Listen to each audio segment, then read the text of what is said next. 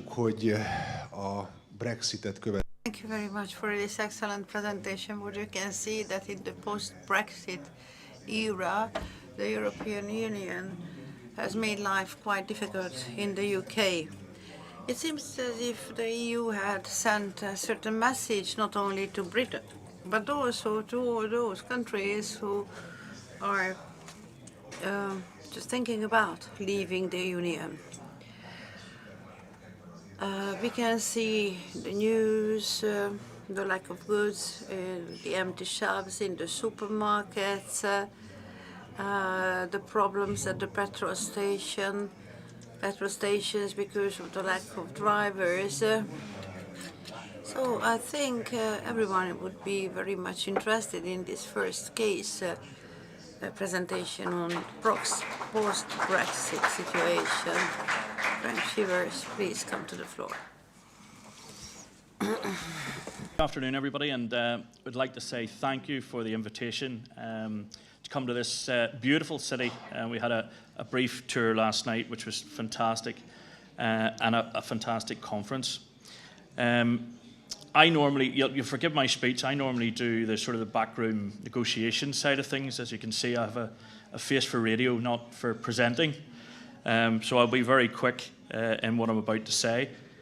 I would also like to say as well, the UK have left the EU, but we haven't left Europe, and things like this are very, very precious to us to continue on with that that negotiation and openness together with the European partners.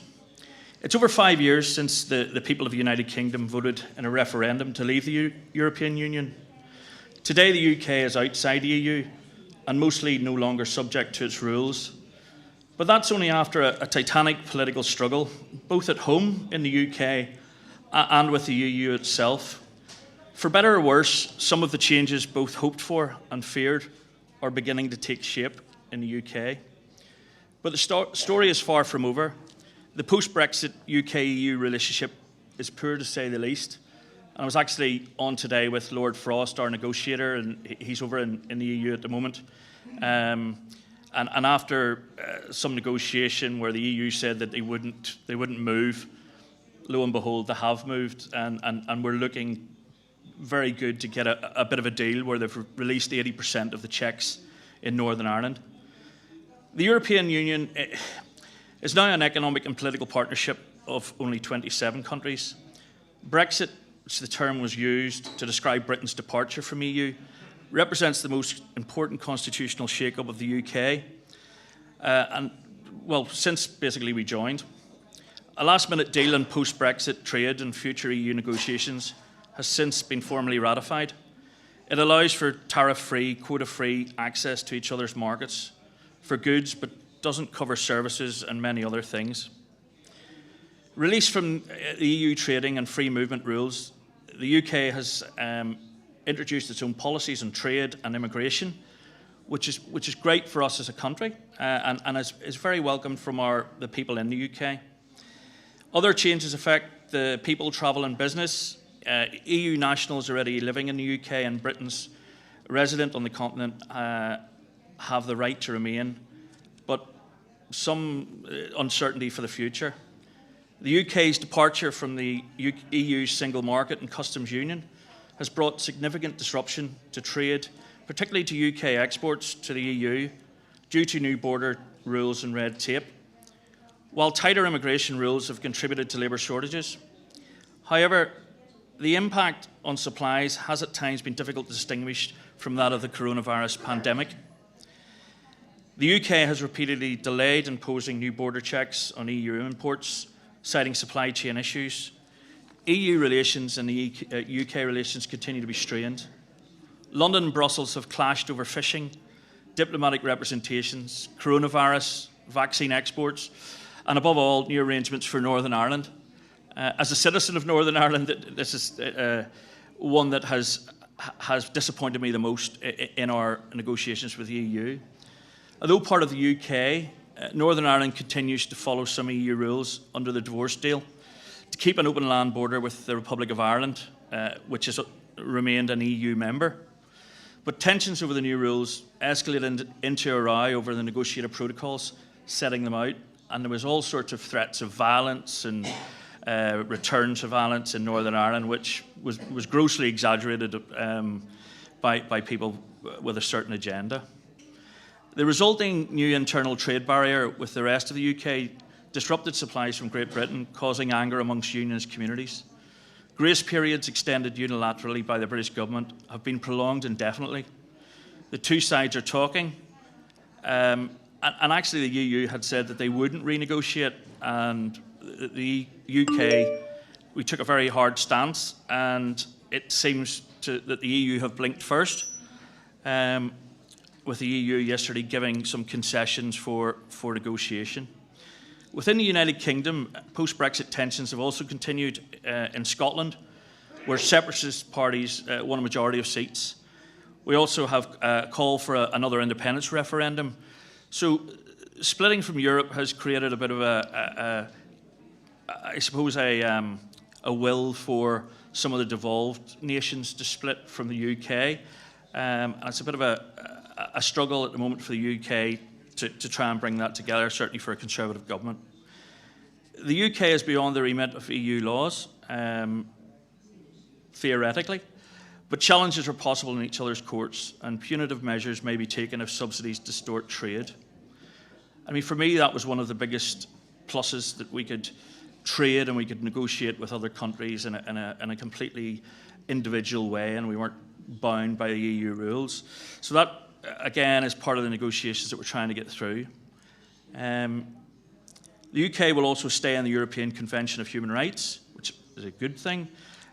Scientific cooperation will continue with the UK, still a paying member of the EU's Horizon Europe programme for 7 years.